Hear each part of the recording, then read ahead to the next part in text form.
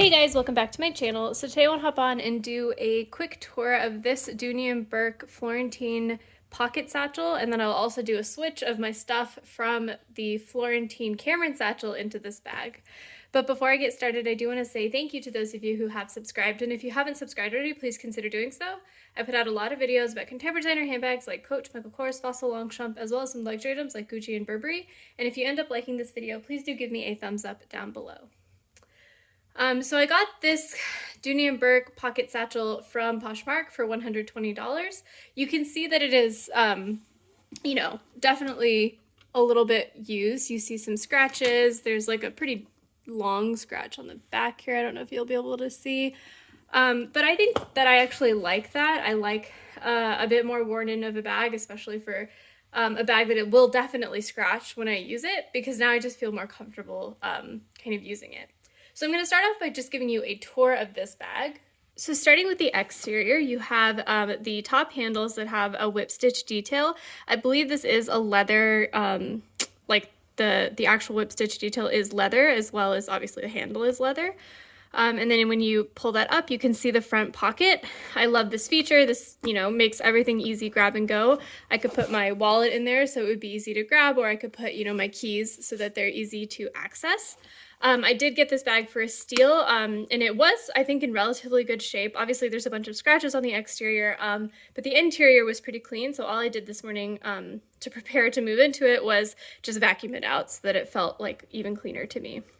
You can see there's a bunch of scratches there, though, which I imagine would happen naturally, particularly for people who have long nails, as you try to grab this to pull it up. The front pocket does have a gusset so that it will fit, a little bit thicker of items, but not super thick, because obviously it narrows in at the bottom there. The front magnet is really, really strong. Like you saw, I was having a little bit of trouble opening it up, so I do think it feels very secure. The sides have the D-ring that holds the shoulder strap, and then you have this tassel detail. The tassels do look like they're removable if I just untied this knot and then took them off these D-rings, but I don't know what I would, I feel like then it would look kind of empty with the D-rings being empty. I don't love the tassels, to be honest. It makes it look a little busy to me, but I don't know what I would replace it with. The sides do have this pleat in the leather, so you have just a little leather tab there, and then underneath that you have a couple stitches that are holding this pleat in place. I think that's a nice, cute touch. The back has a back slip pocket. It is a relatively short slip pocket, so if you put your phone in there, it would probably stand up a little bit vertically, but I think that's great, particularly because I do plan on putting my phone back there for kind of easy access.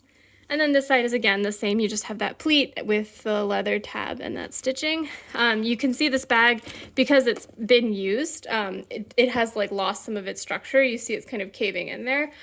I don't care that much. Maybe I'll get a bag organizer and see if it'll stretch it out.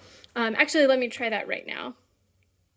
So this is a bag organizer that I got from Amazon. I typically use it in my Coach Kelsey satchel, so I'll see if it fits in here. It looks like it might be a little too wide on the base. You can see there that the bases are slightly different sizes, so it's probably not going to fit. But I might think about getting a bag organizer for this bag, because I would like it to have a more structured look. Yeah, it's not going to fit in there. But if I did have that in there, you can kind of see how the bag now starts to look a little bit more structured, and it doesn't cave in as much on the side there. But I don't think that'll fit very nicely right now, so I'm going to just go ahead and take that out. So now we can look at the interior. The interior of the bag is, I think, pretty standard for Dooney bags, or Dooney Florentine bags at least. So you have this flap here that is where the zipper is, but it does fold down nicely. So if you just wanted kind of an open tote feeling, that, it's right there and it's great. Then you have some green suede. That's typical of Florentine bags. You can kind of see that the stitching from the bottom has made a nice little imprint on the top suede, which, I guess that's to be expected. And then you have, it's a big open pocket down there. You have a key clasp, which you can put your keys on, but my keys are in a key pouch, so I probably wouldn't do that. And then you have one slip pocket here. You could put your phone there or something. And then you have another slip pocket on the back here.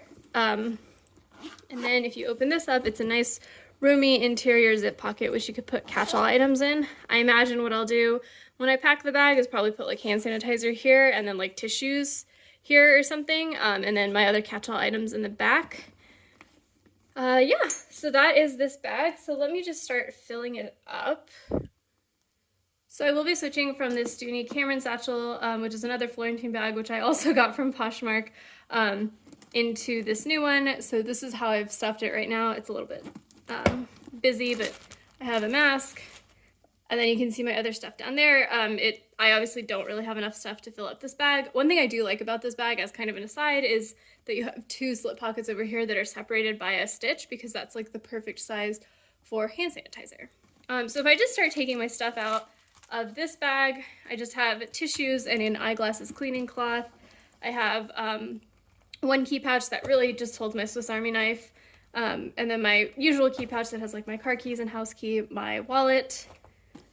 Nothing in this slip pocket. This one just has hand sanitizer.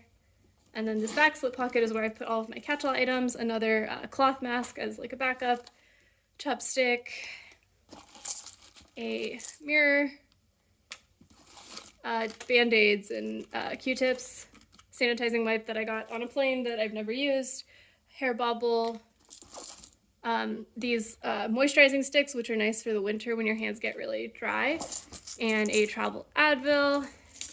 I believe that's all I have in there.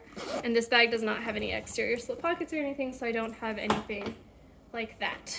So pulling this guy up, I will say, holding the Cameron satchel that way, my arm got really tired. These bags are not light bags because they are that Florentine leather that's pretty heavy. So that's something to keep in mind if that's something that bothers you. It is something, honestly, that typically bothers me, but the leather in these bags, to me, is worth the weight, if that makes sense. So I think what I'm going to do is first put my catch-all items away, mostly because they're going to fall if I don't. So I'll just open up this back slip pocket, which is very roomy, and just start stuffing things in. There's no like rhyme or reason to how I do this. Just grabbing everything that does not need to be easy access. And then now we have, so that's basically everything, and then I'll just take my hand sanitizer. I'll probably slip that maybe in the front here. We'll see how it goes. And then tissues and my mask can also go right there. And then I'll put the eyeglasses cleaning cloth in the back there. And then I can just throw my wallet and those extra car keys, or sorry, extra key pouch that has my Swiss Army knife in there. I can zip, well, I'm not gonna zip that up. And then I'll put my car keys in the front slip pocket here. Yeah, I see. So, I wonder if I could fit my wallet in there, actually. Let's see. It does fit. It's a little bit hard to get that closed, and you can see it does kind of bulge a little bit. You see the flap is not totally flat, so I don't think it's worth it, especially because it doesn't seem very easy access if it's that hard to close. So I will just put my car keys in there and put my wallet back in here. And that is the bag stuffed. And then I would, I'm filming on my phone right now, but I would put my phone in the slip pocket back here to get ready to go. Yeah, so that is how I would fill up the Dooney and Bourke Florentine pocket satchel. I do think this is a beautiful bag. I mean, it's definitely worn in and looks a little bit beat up, but I think I like that look, and it feels very comfortable. I wouldn't have to worry about scraping it up against something or getting it dirty because it's already worn in, and I got it for a good price. One thing I think I didn't show you is just the shoulder strap. It's a normal shoulder strap. It's a little bit thicker, which is nice. It's not one of those like super duper skinny ones. It's probably, I don't know, an inch or inch and a half wide. And you do have these adjustable holes. No loop here to hold down this end, so it is starting to curl, but I mean, if that really bothers you, maybe you could put a hair tie or something there like people sometimes do. So yeah, thanks guys for watching. Let me know in the comments below if you have any questions or if you also have this bag and how you stuff it. And I will see you next time. Bye.